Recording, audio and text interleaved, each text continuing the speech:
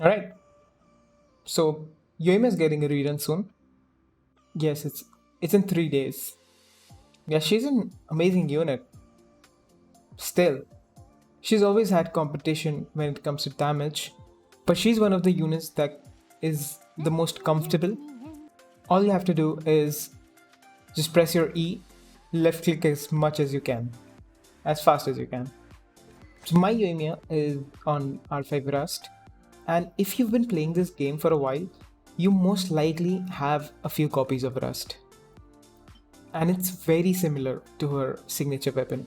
In terms of damage comparison, I think there's like a 10 or 12% of a difference, or maybe even less in certain teams. So it's a pretty solid option. I have her on Shimanavas. This is a very good piece. It also is a very solid piece.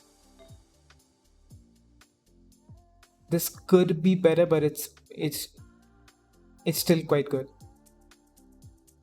And yeah, there's not a lot of stats on this one, but it's on set, so it works. And this is the offset piece.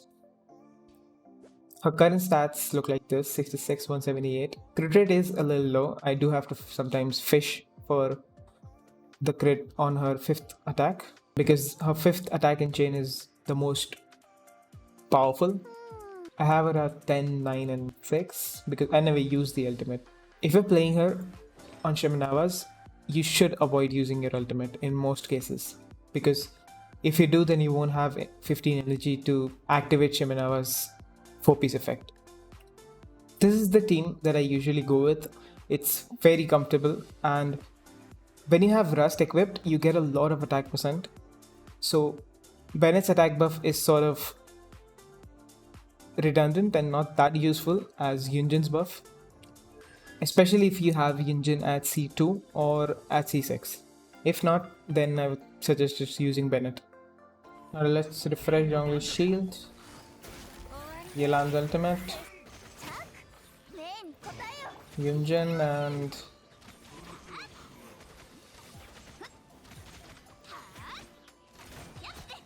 yeah, that's pretty good damage. And you get the attack speed buff from Yunjin, so you're actually attacking faster and outputting a lot more damage. The big question though is if she's a better choice than, say, Hu Tao. And I've played a lot of Hu Tao. I have her with Staff of Homa, Crimson Witch, and I also have a C1.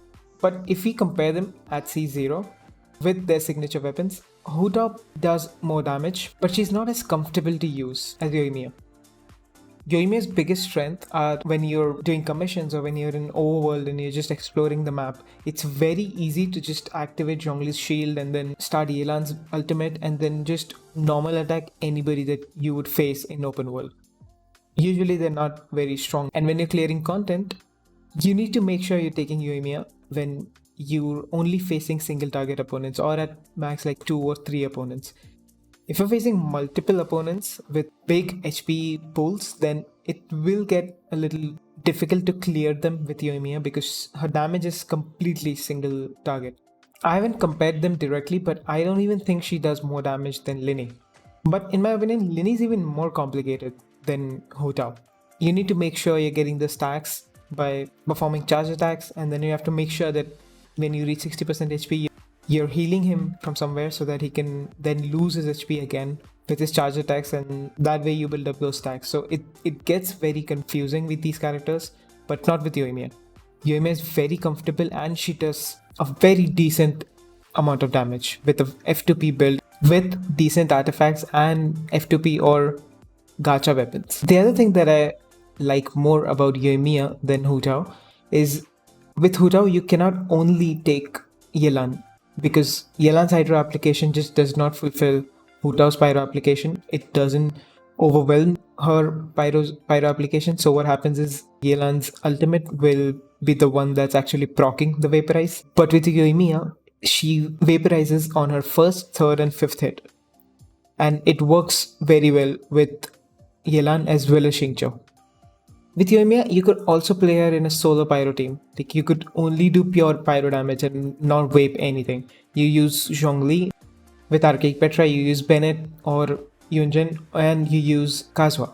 In this team, Bennett works better because you need to crystallize Pyro and you need to swirl Pyro. So it's easier with Bennett so that he applies Pyro first before you swap to Yoimiya.